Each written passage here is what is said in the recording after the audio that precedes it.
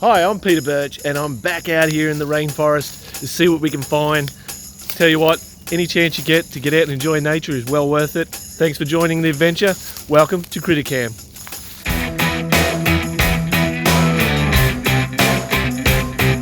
When you're out here, you've got to make sure you're really aware of your surroundings. In particular, this palm right here is called the cabbage palm. The cabbage palm is a well-known palm to have these enlarged spines right down the side here, and when you bump into them, you're just going to cut yourself open and bleed. One of the cool things about this particular palm is they inhabit this area right through here. They really like the high rainfall that we get, between 1.8 metres to 2.1 metres. That is a lot of rain annually in a year.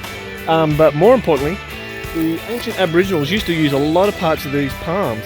So you can see this part of the palm you can use to start a fire.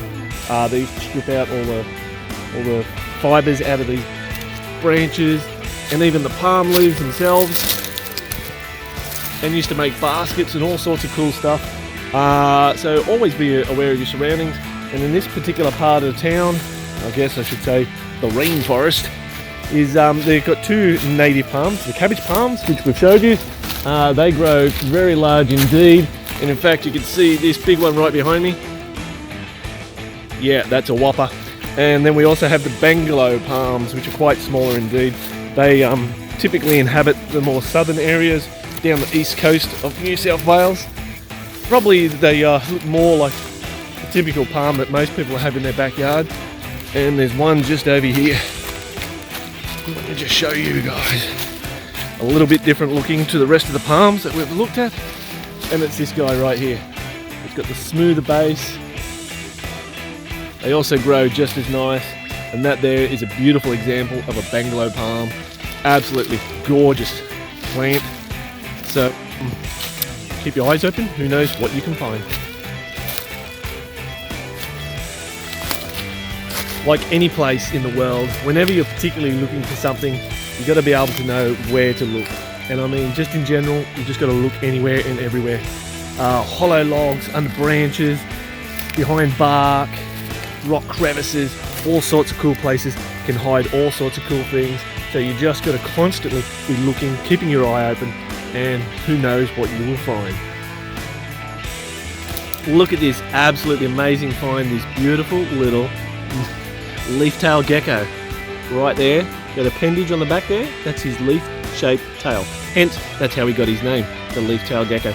This is the southern form of leaf-tailed gecko. The leaf-tailed geckos do have quite a few different varieties, and they grow very big indeed.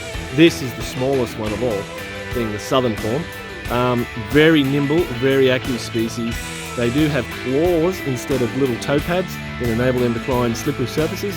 These guys typically prefer to inhabit areas like this, woodlands, things with trees, branches, and rotting branches and hollow logs and things like that.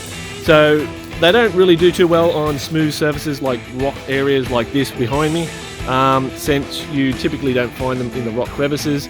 They more than likely will inhabit things like the bark of these trees, things like this here, or even some of the logs and stuff all amongst the deep leaf litter all around us.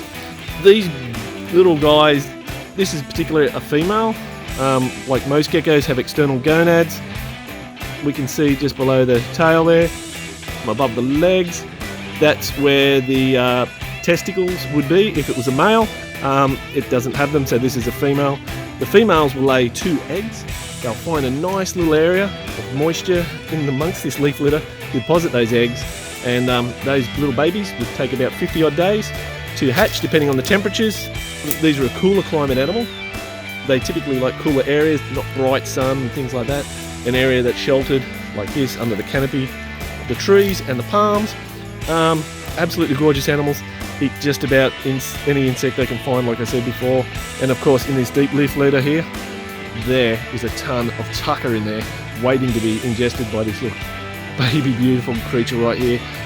We're going to put it right back where we found it, in that little hollow log, and hopefully it'll live very happily for the rest of its time. I hope you guys enjoyed this week's show where we found that magnificent leaf-tailed gecko here deep in the rainforest. Make sure you leave us a comment below, hit us up on Facebook, Instagram and Twitter. Until next time, I certainly will be lost out here in the rainforest. Thanks for watching CrittaCam.